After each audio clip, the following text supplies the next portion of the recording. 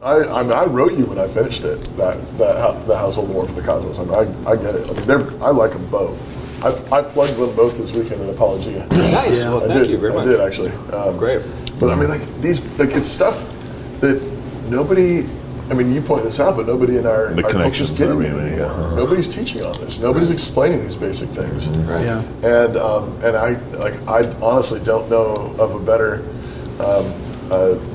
source, one-stop shop between those two. The guy, they have a mission. They just started a mission work. Apologia did in Kauai, Hawaii. Oh, okay.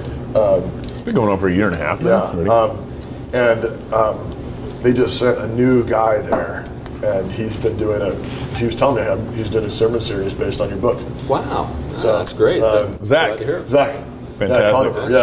He got the idea, though, from the message that I did at Christ Church. He was watching my messages, and I explicitly mentioned your book and I appreciate that. Well, it's stuff that our ancestors it was in their blood. I know. And you people just knew or were taught. Right. And we don't. Yeah, the thing about it, with this whole Rachel Green stuff, I'm not going to waste any time reading her book, but just a little stuff that I get kind of through the grapevine. I'm just like, the reason why she's clueless is that she doesn't understand this stuff. Yeah. No one's ever talked to her about it. Right. And when you think about sort of mainstream PCA, they don't want to talk about it. See, that's the thing. It's there are very few places. Where I have friends, it's kind of funny. Obviously, here in Moscow, I've got a lot of friends here. The other places are in unexpected places you might not expect. The conservative Catholics love me. They're just they promote my stuff. They talk to me, nice to me. The PCA hates my guts. Right. They don't want anything to do with me. They walk out of the room when I walk in. There's the conservative Catholics, the same kind of thing. Like they have instincts that would lean this way, but have no teaching or grounding. Well, but they're very involved in economics. Well, that's what I was going to say. The Catholics are the ones who haven't left the social square. Yeah. Catholics are still engaged one way or another, and it was amazing watching William Barr get up at Notre Dame and talk so Christian, right? And like that's their so attorney general. presuppositionally, except for his evolution stuff. Well, take for example Patrick Deneen. He wrote The End of Liberalism. I was at Harvard listening to him give a lecture. He pointed me out to the entire room. Really? Yeah. Said you got to read Wiley's book, Man of the House. Wow. Interesting. Yeah. And he said we ought to have a center at Notre Dame that's focused on these things that Wiley's talking about. Wow. So that's the kind of support I get when I leave the PCA. Here, and like I said, there are certain places, like the whole Touchstone world. They're very supportive. Even I just did something for I don't know if you know a woman named Susanna Black. Yeah. She's a plow. She's in New York. Yeah. She just had me do something on my grow. Is she Protestant or is she Catholic? She's got a really interesting background. She was at Amherst, which is like a super Hooper. It's kind of like Berkeley, but in Massachusetts. And so she was converted at Berkeley out of sort of a secular background through a kind of charismatic kind of thing. But like when you're really smart and you're in a charismatic community, sooner or later you say these people are insane. I wouldn't even that smart. Isn't there more to it? So she started looking, and so she's essentially I think an Anglican. But where she is she's very, I think, sympathetic to the reform world. She's very supportive. She's also involved in that. Like in New York, when I go down to New York, people like Aaron's a friend of mine, Aaron Rim. Yeah. They all know each other. Yeah. It's like when you're a conservative, socially conservative you know each other. Christian in New York. Yeah. It's a small crowd. That's right. Yeah. It fills a room. Yeah. Right. But the people who are in the room are incredibly influential in the sense of they're where they are. Yeah. So like when First Things, I've got friends at First Things. So when they do like one of their Erasmus lectures, something like that, when the room is full, those are the people. Yeah. So Susanna's in the room, David Talcott's in the room, Aaron Wren's in the room. These all. So I'll swing down because it's about an hour and a half drive for me. I'm in the city. Yeah. And What? So I'm sorry. I had no. this is upside down. And you know who's not there? Tim Keller. Right. That's what I was. That's where my question was going to go. And that's where I'm going too. Is just why when I came from a Reformed Baptist, so my walk is charismatic, hand clapping, speaking in tongues, following the Spirit. We didn't play with snakes. That's for the crazy ones. That's for my ancestors. Okay, yeah. We didn't do the snake thing. Western Pennsylvania, West Virginia. Okay. We didn't touch They were y'all. snake handlers, huh? Well, that's my world. That's where I came from. Okay, so we did all of that, and then I go from there to Christian Missionary Alliance Church. Oh, I know. So that was a great bridge for me. Yeah. From Charismatic Christian Missionary Alliance, from Christian Missionary Alliance to Reformed Baptist. Okay. Right, and then from Reformed Baptist to PCA Presbyterian. Yeah. From there now to the CRC. Right. Yeah. Get closer and closer to the throne. So I feel. But that jump from Reformed Baptist to Presbyterianism, I was so happy to find the PCA because I was like, finally some guts. Yeah. Finally some guys who they had this foundation, this doctrine that I was in love with. I hadn't been to a church. But you see, the thing is in my time, I didn't grow up Presbyterian or anything. I grew up in the Church of Scientology. So I've got a really weird background. So, but I agree with you. Maybe 15 years ago, that was the PCA. PCA today is a bunch of people who are wannabe Kellers. That's it. That's all. They're just wannabes. Wannabe colors? Tim. Yeah. So with all these, I mean, like you're just talking about New York, and the conservatives find each other. Everyone gets in the room and everything. So it seems like even the conservatives who get it are hungry for a vision from the pulpit of what it looks like for pastors to lead their congregation and engage in politics. They're very disappointed in pastors. How many pastors are in that room? I like me. I'm not exaggerating. It's like me and nobody else. Wow. They're all editors. They're all professors. They're all people who are involved in government, stuff like that. But the pastors go to the conferences where Tim Keller speaks. They go to the Gospel Coalition or Together for the Gospel or whatever that stuff is. But I guess it seems like part of the hunger there is they want the unadulterated Word of God, unapologetically proclaimed. Oh yeah, right. They definitely want that. Like when you think of a guy like Robert P. George at Princeton. Yep. Or Tony Eslin. They're always talking about how disappointed they are in the clergy. Yep. Of course, they're Catholics. Yep. Why are there no?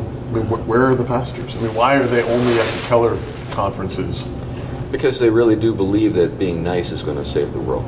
Huh. So what do you think about John MacArthur and telling Beth Moore to go home? I think, I've not heard the video or anything, but I think I get it. She strikes me as kind of Barbie for Jesus. I'm just like... Message. Cheers. I'm sure. Cheers. And I think that her, basically, she really appeals to girls who want to look like her. Yeah. No, I think you're right. It's marketing. That is absolutely right. I think it's QVC Are we getting marketing. this on? I'm willing to say everything I just said. Oh, we've been recording. Oh, we are? Yeah. Okay. Yeah, we've been going. We just jumped in. Yeah. I didn't mean that. No. If you only knew while making this doc how many people I said. Yeah. In fact, there's nothing I said I haven't said everywhere else. Yeah. So. Yeah. So again, so they think that niceness, winsome is the way they put it. Winsome, right? Exactly. Yeah, is going to win. But I mean, haven't they read their Bibles? Very selectively.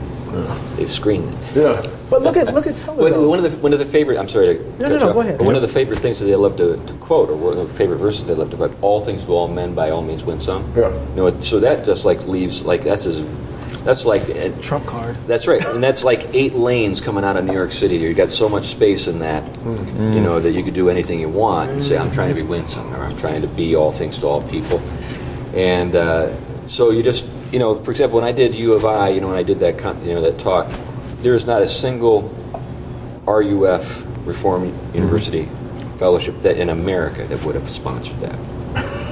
Not a single one that would Toxic matriarchy. Not a single one who had the guts. Right.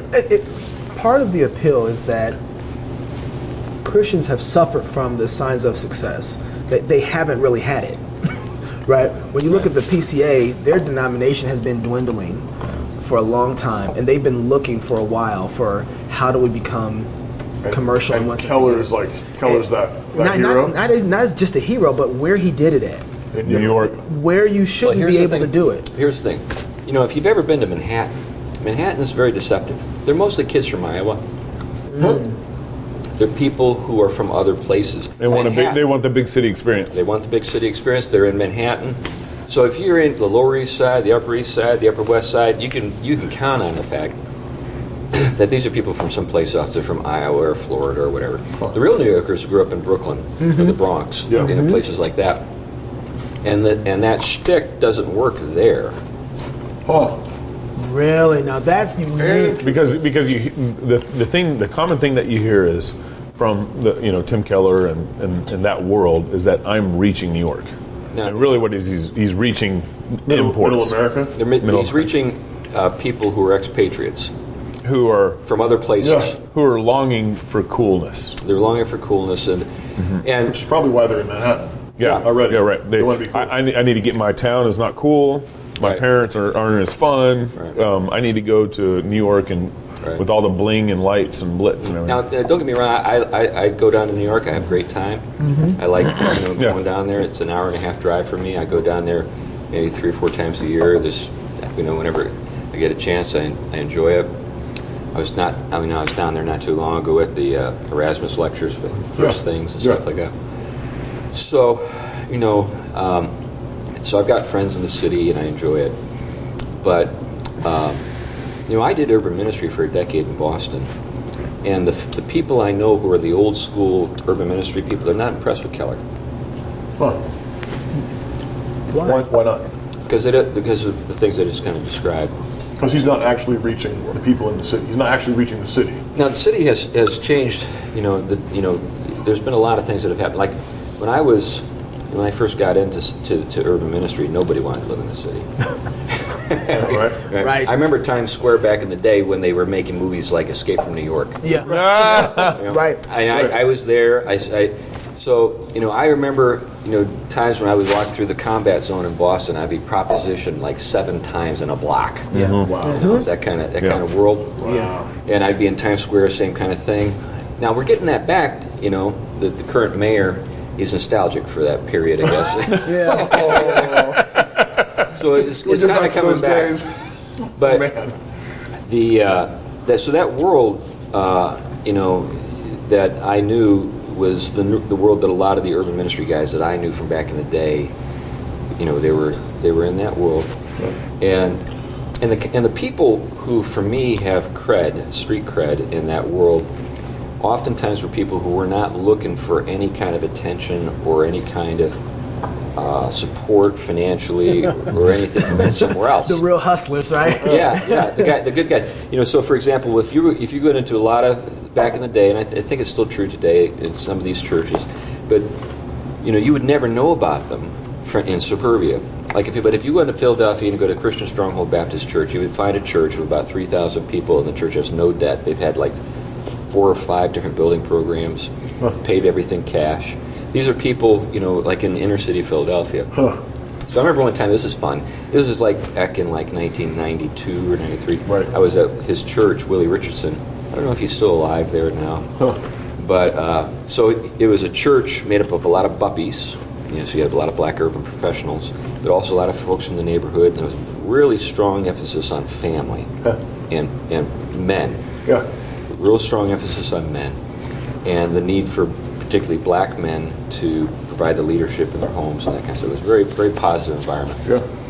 And so he'd get up. He looked like he was a CEO of Prudential Insurance. He was very straight. His sermon was like something out of a TED Talk. But he had the designated whooper. Guy on a platform, this old black guy. Come on, Pastor, preach. Exactly. Come on. It's almost, you could see it's time for them to get up. Mm-hmm. Yeah. And then all the old ladies would be happy because he was doing his thing for a while. But it was brilliant because he had found a way to kind of hold it all together. Because he was talking about, he was addressing, sort of young families who were educated and were, aspirant and were, becoming influential in society, but at the same time affirming the roots of the community and that kind of stuff. Yeah. And you would never know. There was no Right. Like, I've never heard of the church. Yeah, you remember Tony Campolo? Yeah. Is that name? Oh, yeah, Tony Campolo. Yeah, I remember I was in Heretic. Philadelphia, and I was talking to one of these old guys. His name was Bill Crispin. Been around forever. He founded an organization called CUS, the Center for Urban Theological Studies. And it's just sort of in passing, I said, what about Tony Campolo? He looked at me and said, Tony who? That was the point. Mm-hmm. Tony who? Uh-huh. And I think a lot of people in the city say, Keller who? Interesting.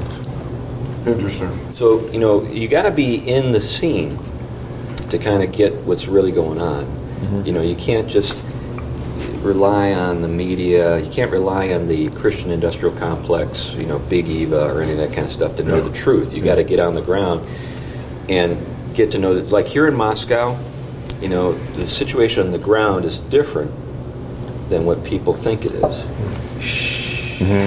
Don't tell them. But what I mean by that is this is a very healthy, this is a very healthy Christian community. I've been here a couple of times. I've been impressed by how healthy it is. Yeah. But people, they've been told a bunch of nonsense about this place. Right. No, that's real.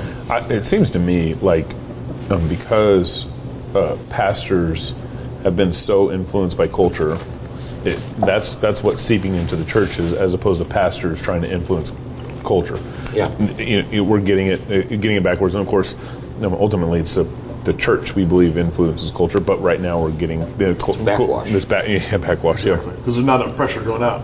Yeah, right, yeah, right. And I centrally want to lay this at the feet of the elders and the pastors because they're the leaders. But of course, the sheep have played their part in all this. But what's your approach to speaking directly into culture from the pulpit? Directly into culture, politics, that whole world. Years ago, I was actually down at Yale at a place called the Overseas Ministry Study Center, and they had a guy who was speaking to missionaries, and he used a term that stuck with me for ever since. This was like 30 plus years ago. The term was apostolic confidence. Confidence? Apostolic confidence. You got something that other people don't have, and you need to tell them about it. So you're not looking to be, slick or whatever. You're just looking to tell people about something that they don't know about, and to do it authoritatively. Yeah. And so in my pulpit, you could say every sermon is political because Christ is King. Mm-hmm. You know what I'm getting at? Mm-hmm. Like when I was at Harvard Divinity School, one of the things you get there is this sort of the feminist, and that's a whole story. I remember. Give it to me. I remember my first. When I registered, it's a really different world. It's hard to explain to people, but when I got there, first of all, one of the things that people don't, I think, have never experienced is just how powerful faculty can be when it's the old way of doing things. Yeah. So, like at Harvard, you had to be signed into your class by your professor. Mm-hmm. So, like, I don't know, is this something that you guys have experienced in other places? No, I mean, University. I graduated from University of Idaho, and you didn't even sign in. I mean, they didn't even take roll call. Yeah, oftentimes in public universities, the administration handles all that kind of stuff. Sure. But at Harvard Divinity, the professor, at least back when I was there, he would have to or she would have to sign you into the class. Actually, if she didn't admit you to the class. And if she didn't like you or he didn't like you, it's too bad. Too bad. Yeah. So the first week you're going to class, and you're trying to impress the professor, you'd actually sometimes have to write a paper to get into the class. Wow. So, but you could attend for a week in hopes you could get into the class? Yeah. Now we had some really trials. We'll see. Wow. So like Harvey Cox and different really high power, professors, public intellectuals were teaching these classes, and so people wanted to get the celeb factor. I remember when who was it? He was the director of Do the Right Thing, the old film. Remember Spike Lee? Spike Lee. Spike Lee did a class for us. Really? Yeah. At Harvard Divinity? Yeah. First day of class, he said, "Anybody vote for Reagan? You're not in the class." That's just it. It's like you're not in. When anyone raised their hand, you said, "That's it. You're gone." He challenges your convictions right away, right? Wow. Yeah, and so that's the kind of world that I was involved with for a period of time. But one of the things you saw all over the place is politics is everything. There's no such thing as something that's non-political. No. And in a way, that's wrong, and in a way, it's right, if you know what I mean. Yeah. So, like, when I talk to my Catholic friends, they'll talk about something that's pre-political. What they mean by that is not that it's non-political. They're talking about natural things, like marriage and, children, things like that. Yeah. But if you were to press them and say, well, didn't God make that? And they'd say, so, of course. But what that implies, of course, is that it's God's politics. The way God has ordered the world and so forth. But we live in a day when that sort of understanding is lost on us. Yeah. That there's a sort of set of pre-established truths that God has ordained. So what we as pastors have to do is help people realize that in God's order, there are certain things that are sacrosanct. I mean, they're just there. There's no, votes. and that's the apostolic authority or confidence that you're talking about. Right. So whenever I talk about this stuff like transgenderism, I talk about this stuff all the time. That's the way I approach it. Right. This is stuff that's been ordained by God. There's no. It seems to me that a big part of what you do when you walk in, when you step into a pulpit, and I think this is going along with what you're saying. I mean, maybe in the first instance, part of what you're bringing is simply the confidence. It's like even before you get to the content of what you're confident about, right. It's just having confidence, which is a completely different persona than the guy who's basically the Johnny-come-lately to every American fad. Like, we're doing screens now. Let's do screens. We're doing rock bands. Let's do rock bands. Whatever the slick new thing is that will get people's attention to win them is a completely different tone. Like I'm trying to be cool. Right. Is a completely different tone to I know the man. I know the one who runs this whole place. That's right. Yeah. It's a confidence that's grounded in. I know the one who owns all of this. Right. And so it seems to me like that's the first thing. The pastor walks into a pulpit and just exudes. Right. Like, I have been sent here by the one who runs this whole place. Right. It's interesting. I was talking to Nate the other day. Yeah. Nate Wilson. Yeah.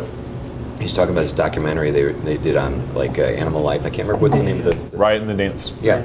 So they were out with sharks. Yeah. Yeah. He was off the swimming with sharks. No, David's not doing that. They didn't pay you enough to do that. I wouldn't do it either. But it's all, I guess, a mind game, because what Nate was telling me is that this shark expert said if you make a lot of noise, splash around a lot, like that would be the last thing I'd want to do. I'd attract the attention of the shark. He said, but if you make a lot of noise and then when the shark comes, you just look at it. Yeah. I'm in charge of you, shark. Yeah. The shark backs down. Dominance, right? Yeah, it's Statue dominance. So you're communicating to the shark, I am the image of God. I'm related to Adam. That's it. That's I'm the it. son of That's Adam. right. That's right. I am made in the image of God, and you are a beast. Submit. You got that? You got that? I'm not. David, eye contact. You know that sanctified man? But you know what? He told me they were out for like an hour or more, or maybe more. There's just like 30 sharks swimming around them the entire time. Yeah. And it's just like they're doing this again and again and again, and it works. Right. Yeah. So what happens when you walk into a place like University of Idaho or whatever, and you don't blink. You just say, hey, this is the way it is. You think about it's in Corinthians where Paul says, you have some teachers, but you don't have any fathers. I think pastoral ministry in a certain really important sense is a ministry of fatherhood. Yeah. But the problem is we don't even know what a father is. We don't even I know a lot of guys who wish they were a mother. Well, most of Just the way pastors they lost their children. they address their children, and they want Cheers.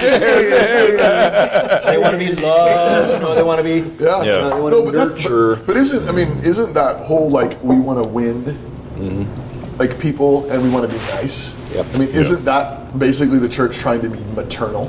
Well, and what I've seen again and again is that's like a formula for those guys in a sort of they're on a trajectory to apostasy. I've seen these that's guys. Even worse. Yeah, I've seen these guys just leave the faith. They'll start off in a pretty okay place. They'll do the winsome thing for a little while, and then they'll get disillusioned because no one else is doing the winsome thing with them.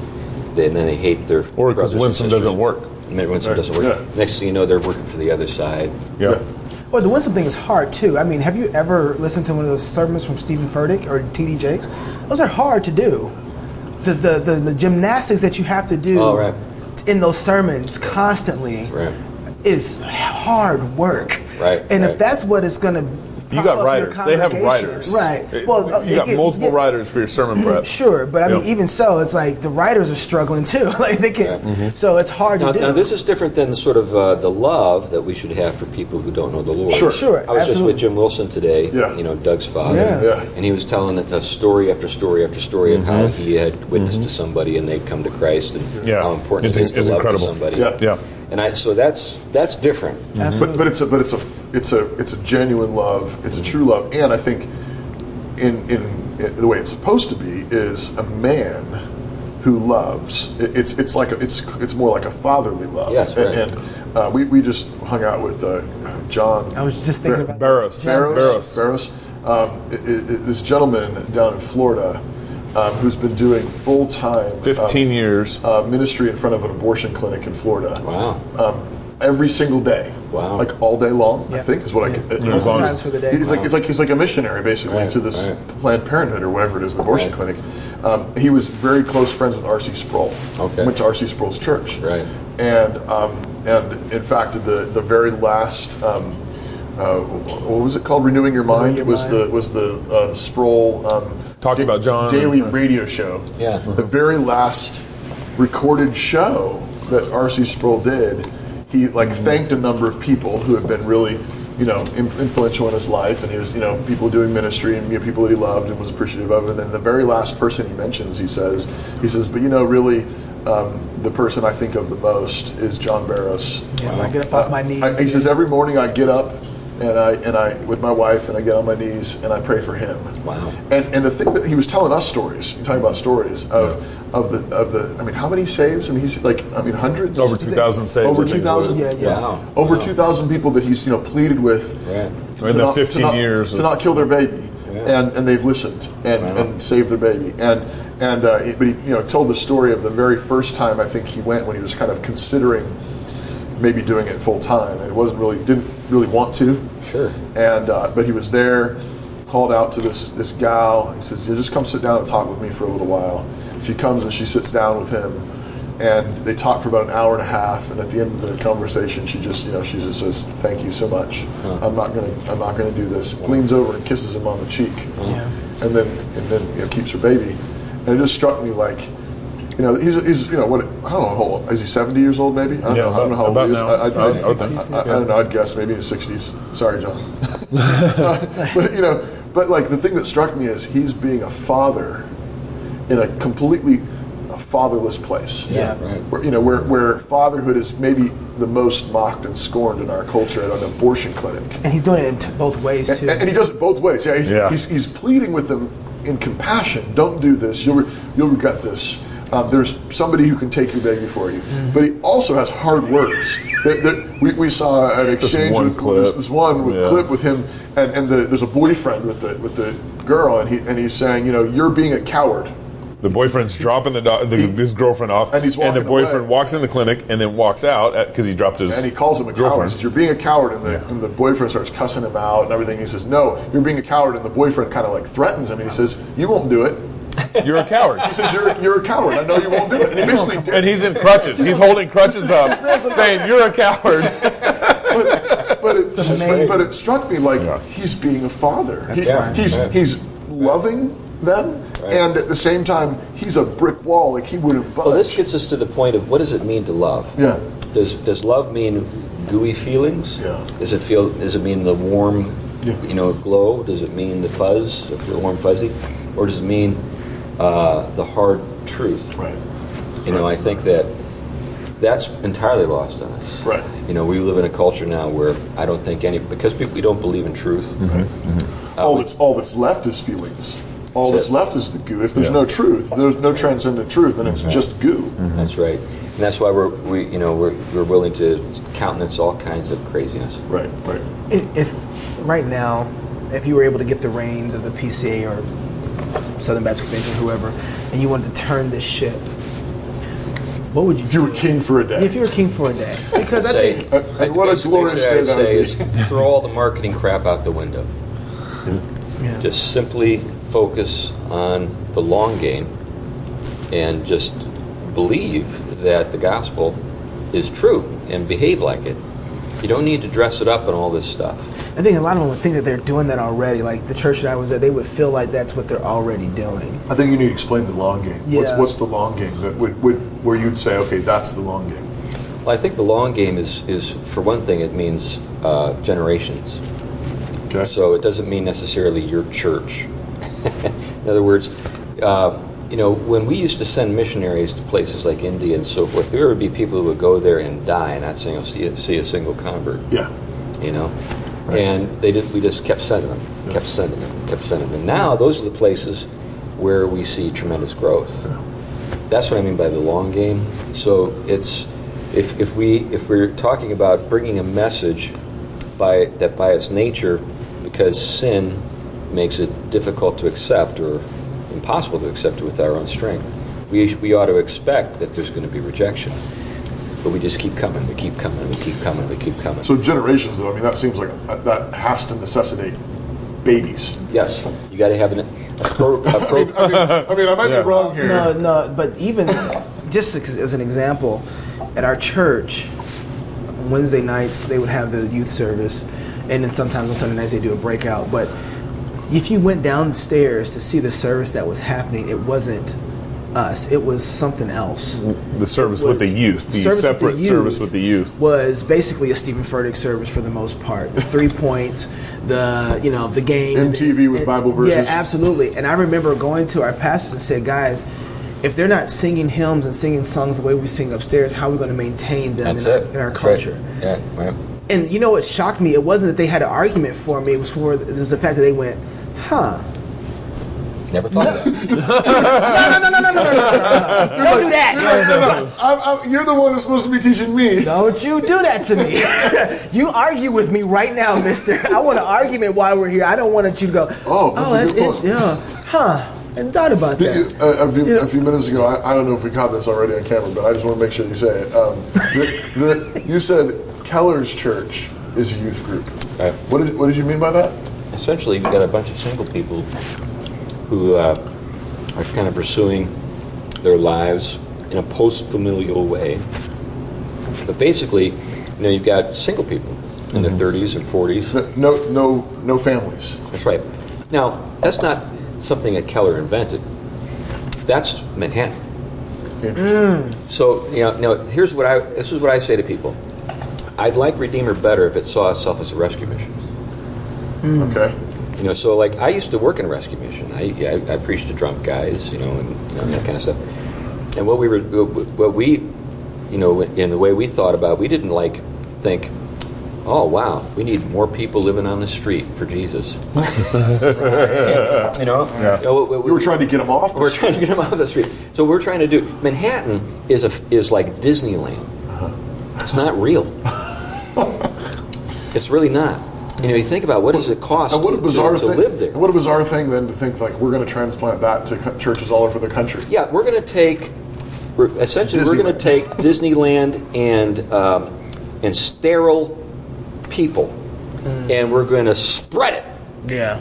To all of America. We're going to say that's a virus. That is. We would call that a disease. Right, a disease. So that's not a model for anything. Now that's not to say we shouldn't have ministry there. I'm all for it. Right. But if we were thinking about this in the right way, we would say, you know what? Perhaps the most hostile place to biblical values in America is Manhattan. Okay. Not just in America, maybe even in the world. Yeah. And so what we need we need to have a presence here, but we got to recognize that if we're going to have families here, does that even come up? Now I've not read Keller's marriage book. It'd be just too much work. And I don't think I'd get anything out of it, frankly. But people who tell me they've read it say he doesn't talk about children. Interesting. I was talking to Glenn Sunshine. He said, how can you have a marriage book that doesn't talk about children? Now, I've not read it. Now, maybe Tim Keller will watch this video and say, I talked about children in Chapter 2 pages. Yeah. But it's not a lot, at least. It's not. Now, no one ever thought about marriage without children up until like yesterday. Yeah, a couple weeks ago. It was like, Right. it's like the whole point. Yeah, right. You know, Yeah, be fruitful and multiply. Yeah, that whole thing. Yeah. So this is not part of the apparently this is not part of the formula. So what is marriage then? Well, marriage is apparently, again, I've not read the book, so somebody could write and say, Wiley, you don't understand, whatever. Well, okay. At least primarily. Yeah. It's not about children. This is some sort of way to sort of self-actualize or become holier or whatever. But that's not real, for one thing, and it's certainly not the biblical framework for understanding marriage. And it sounds like, again, it's short-term thinking. So let's talk about structural evil, because these people love to talk about structural evil lately. Yeah. You've probably heard about this, structural racism and things like that. Systemic. Yeah. I'm experiencing it right now Eating that cheese dip. in this room. But what you have is you have systemic evil in Manhattan. What am I talking about? To have a kid in Manhattan, You can't afford it. you can't afford it. Wow.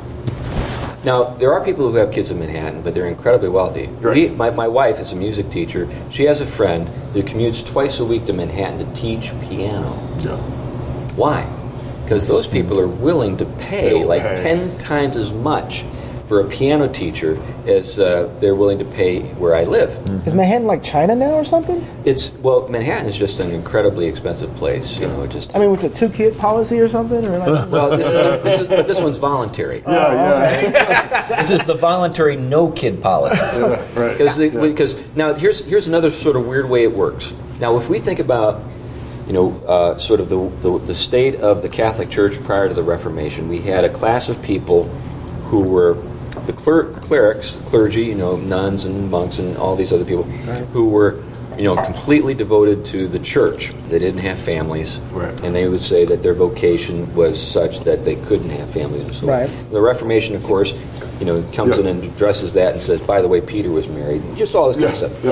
Yeah. And they do like these convent breaks. Like literally, they were like breaking nuns out of convents. Right. Yeah. They wanted to escape. But the whole idea was, they were thinking that celibacy was somehow, sort of a higher level of Christian living, Right. because it helped you to promote the work of the gospel Right. at a level that people who were weighed down couldn't, with children and responsibilities to a spouse and so I'm forth, a couldn't do it. sinner. That's it.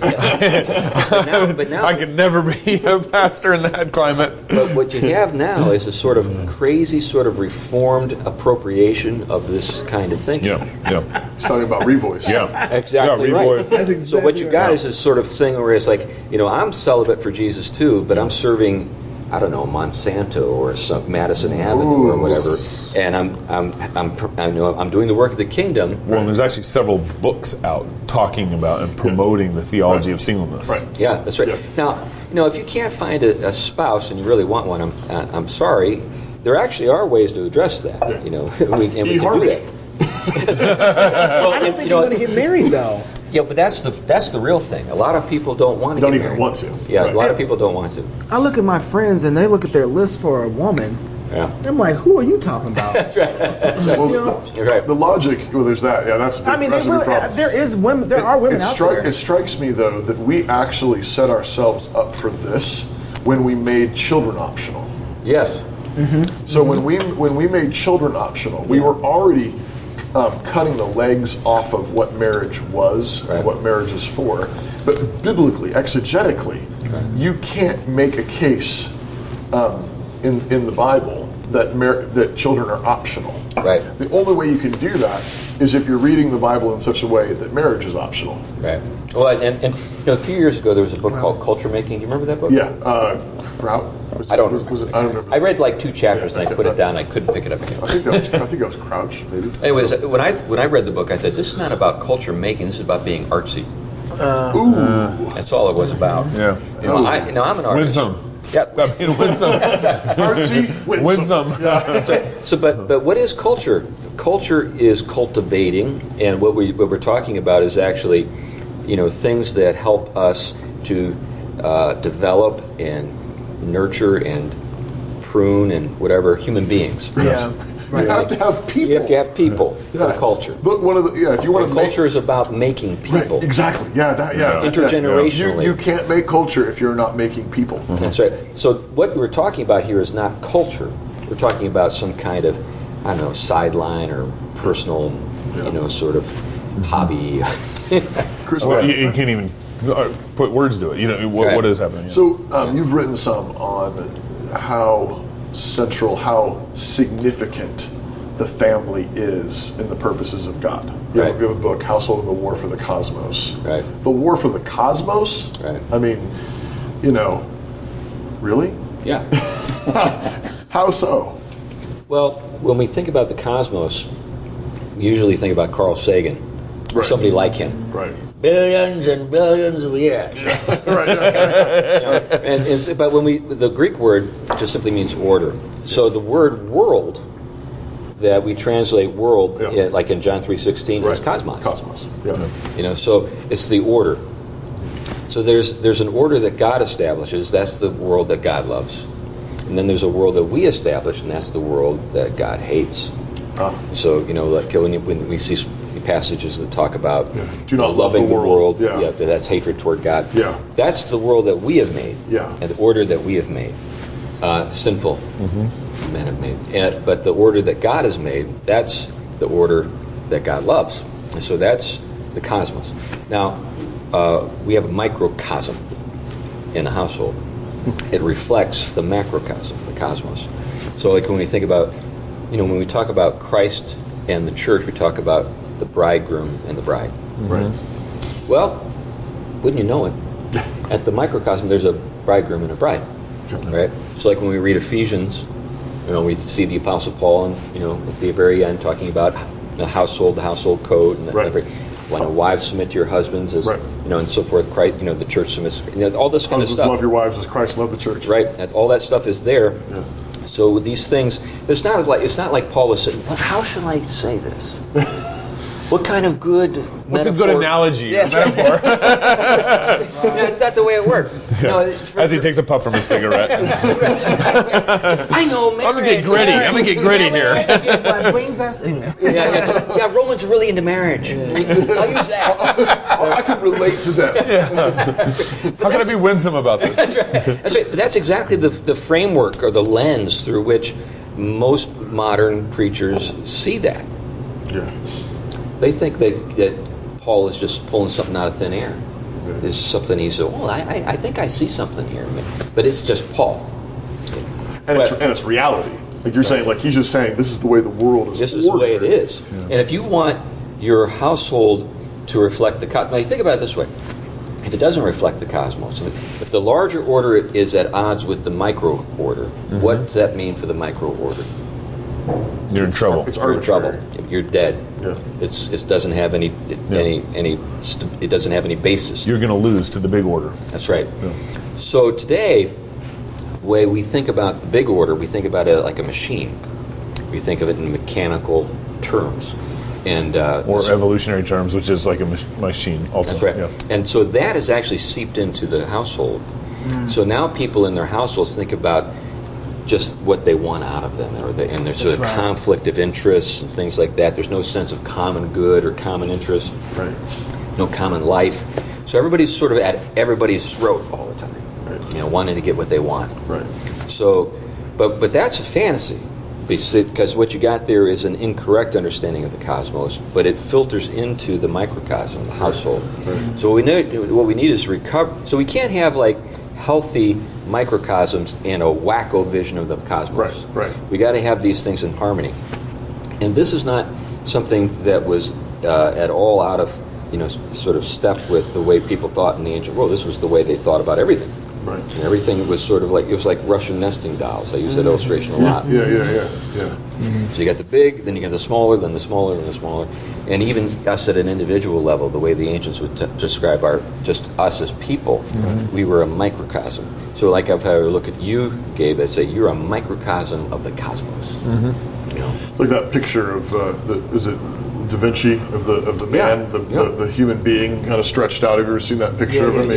But it's like he's in a sense saying that the way that God is made, or I don't know, the human being is a microcosm of the universe. It's amazing when you say that because the image around it is round, right? Yep. Yeah. It's circle, so We're it's a pointed. small microcosm. Right. But the whole idea of the we're to rule our passions, Right. rule our feelings. Right. There's a hierarchy that's There's a established hierarchy in a person.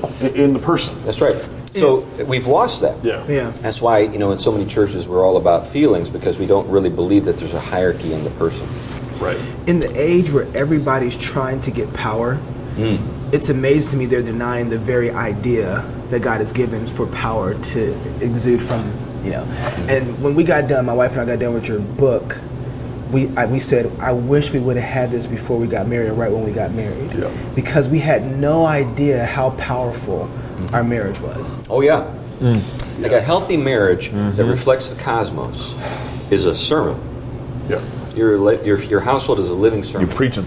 You're preaching just by doing stuff. So explain this. So you have a great section in there where you are describing the role of authority, and you point out that if you accept sort of this evolutionary or machinery vision of the cosmos, then basically the household reduces to a whole bunch of roommates, and then randomly God says, "You, the guy, you get to be in charge." Yeah. And which functionally means he gets to control the remote to the TV. I think you're like, basically, why? Because I'm the boss. That's right. Right? And which is understandably, and I think a lot of feminists and egalitarians, that's all they can hear. It's just like you're just saying, what, lucky winner you. You have, right. Male genitalia, so you get to have the remote. You're the biggest and the strongest guy in the room. Right. Yeah. What is it really all about? Right. Yeah. One of the problems, feminism is a fairly recent phenomenon. Yeah. I don't think people sort of really reflect on that. Yeah. It's a product of sort of the modern world. Yeah. And I think it's a symptom of the sickness of the modern world. Oh. It's not like some kind of great thing that we've been traveling toward forever, and suddenly now we're in this happy utopia. Yeah. We're now. So what you just described is just that. If we really think about this as sort of matter in motion and things in conflict and all that kind of stuff, then it's just the biggest and the strongest wins. Well, then there's really no basis for the authority apart from just, you got to do what I say or I'm going to hurt you. Strength or raw strength, whatever. Force. Yeah. Right. And so then they're going to be try to manipulate. And and they're going to resent it. Yeah. They're not going to see it as a gift to them. Right. That kind of thing. So, in my house, I can beat my wife in arm wrestling 10 out of 10 times. And that's not a big. I'm not bragging. It's just a fact. Yeah. But what does that imply? Well, does that imply that perhaps maybe I've got a responsibility to do certain things for her? Mm-hmm. If we don't think in those terms, we don't think that this has all been ordered and it sort of reflects a larger reality, then we don't think in those terms. We think, we say to ourselves or maybe even to our wives, well, you just take care of yourself. Right. We're all in this, you do your thing, I do mine. Well, and that's a lot of that is coming from because we don't understand the intention of the big order. Okay. Meaning that, what is the big order? Who am I within that big order, and what am I for? Right. When we define marriage and roles on marriage based off arbitrary means, and we don't have it anchored in God's intention in the big order, then we're gonna get all sorts of cattywampus out of that. So what is family for? Yeah. What's it for? This is the Word of God, of course, but in the sense that what we reflect is the order of salvation, and the relationship between God and the church, and traditionally in a marriage, the way it was. You think about what people do today is they have prenuptial agreements. What in the world is that? It's basically saying I've got an escape clause that allows me to retain my assets. Yeah. So are we actually one flesh? No. Mm-hmm. Right. Right. We got that because pastors have an escape clause. Hey, that was a cheap shot. So historically, this is why a divorce was so difficult. Because what it meant was tearing something apart that had been one flesh. How do you do that? I mean, Like when I think about my relationship to my wife, you can say at one level, I bring in like 90% of the income in the household. But does that really reflect the household? Right. There's so much of our household that my wife is involved in that really is priceless. Mm-hmm. You know, you can't put a number on it. Tell me about it. Yeah. You know what I'm That's saying? right, yeah. Well, and she is the only one that can make the people. Yeah, well, that's it. And that's it. And do we pay her for that? Yeah, You know, yeah. that'd be like, that'd be almost sacrilegious, I would think. You know, blasphemous to be able to put a price on people. Right. It seems like that's one of the things that we've lost is back to the idea of making culture. It's essentially making people, but understanding that the most valuable thing in all the universe is people. Yeah, yeah. Like there's nothing more valuable because there's nothing else in all of creation that bears the image of the Maker. Right, right. And what is that? Well, it's all the things that go into making people human. Like our creativity, our intellect, our ability to reason and communicate, our artistry, making music. I mean, we really do reflect God. the infinite glory and goodness and beauty and creativity and ingenuity of the living God. So like my wife is like the uber feminine. Yeah. If you know what I mean. Oh yeah. You know, like so here's my wife. She's a beautician and a kindergarten teacher and a music teacher. Yep. You know, like the uber feminine. Yeah. You know? She's got the Trinity there. So now she's in Denver right now, and we were on the phone tonight. She said, I got to hold the great niece. It was like the thing that she flew to Denver to hold so she could the hold the the niece. baby. That's why Every day I'm holding this baby for hours, just holding the baby. I'm like, that's beautiful. I don't want to hold the Fantastic. baby that bad. You know? I like holding the baby a little bit. Yay, babies. Yay, babies. But you know, there's something beautiful when you see a woman Yeah. who loves babies Absolutely. and is just completely absorbed in it. Yeah. You know, so my wife is.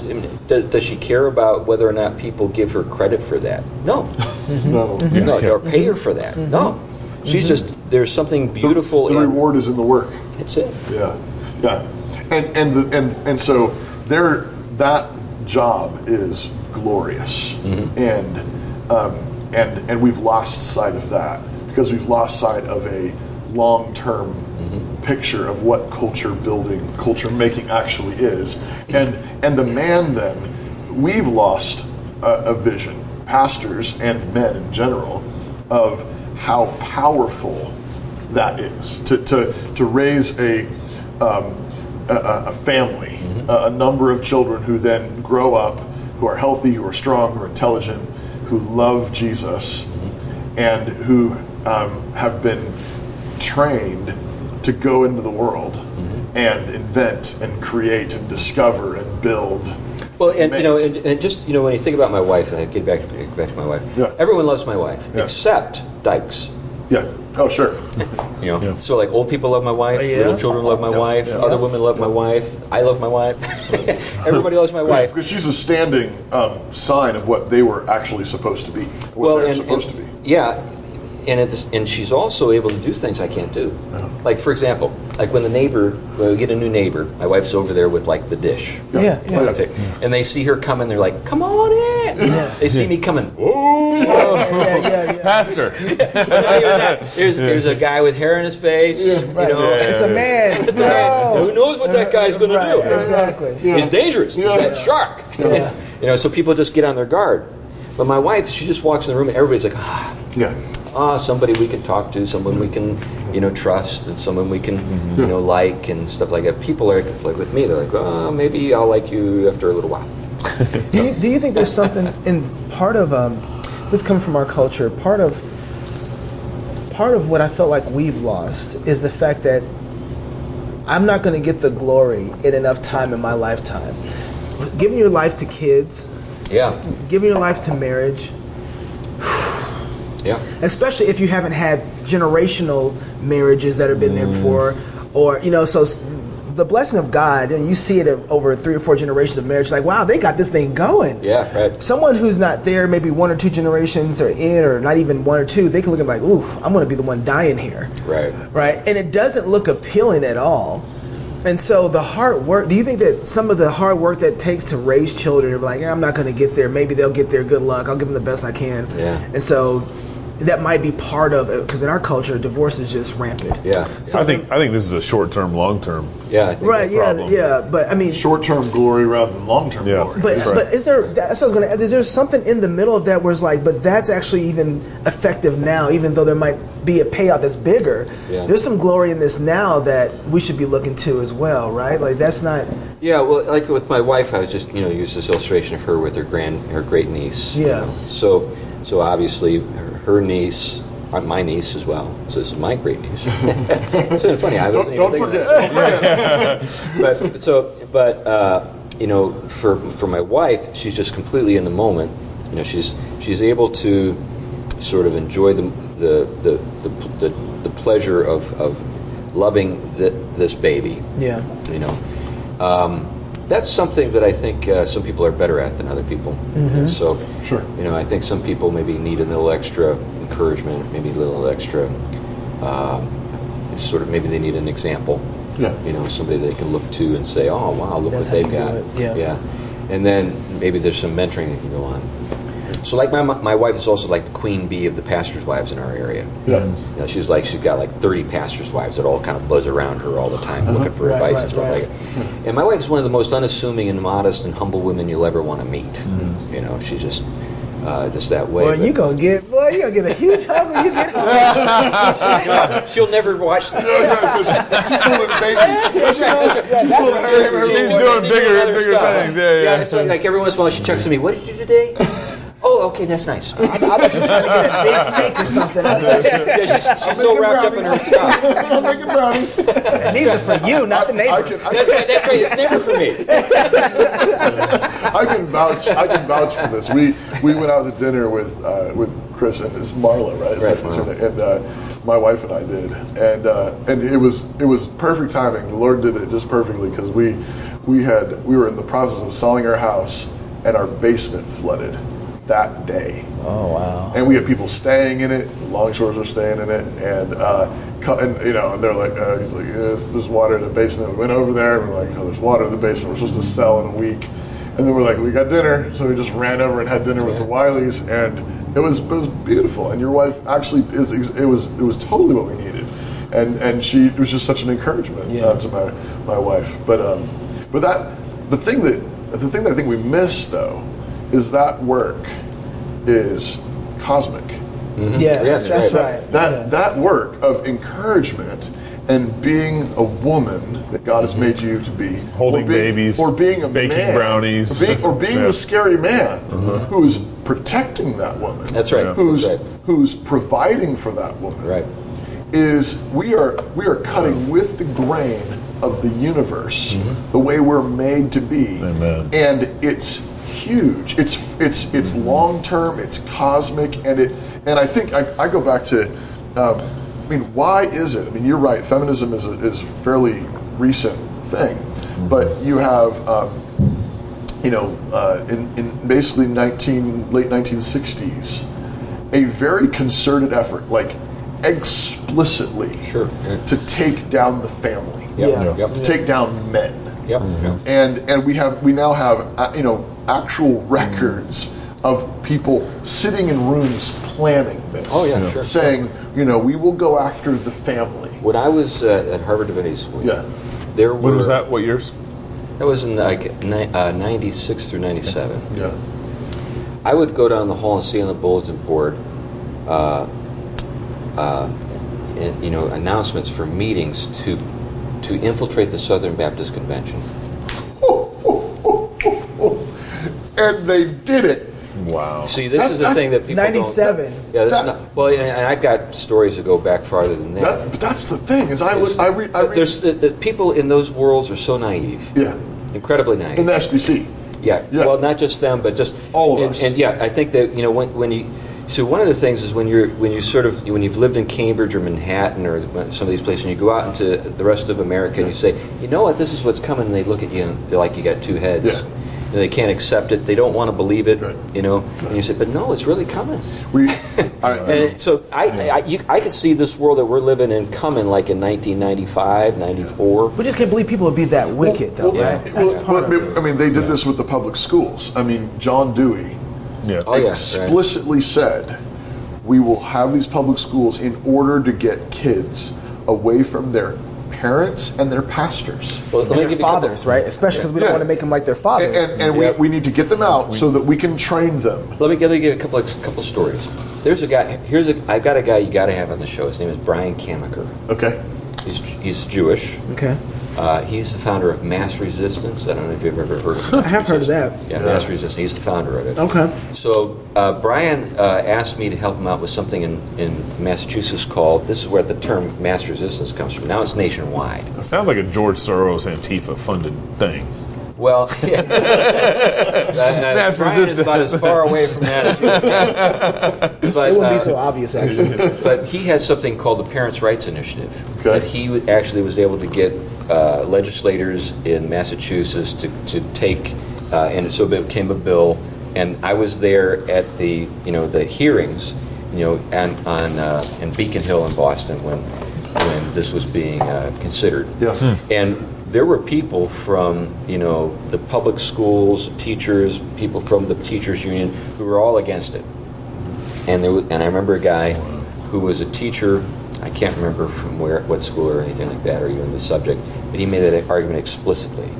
The goal of an education is to get kids away from the parents, so that because their way of thinking is that the sorts of things that parents might do to children, or in terms of how they raise them, are not helpful or beneficial, and so we need to be prepared to intervene and take these kids out of it. That was the goal. The goal was to get them out, and then they would retrain them. Right. And the thing that I keep thinking though is you're right. We're so naive. They say what they're going to do, and then they do it.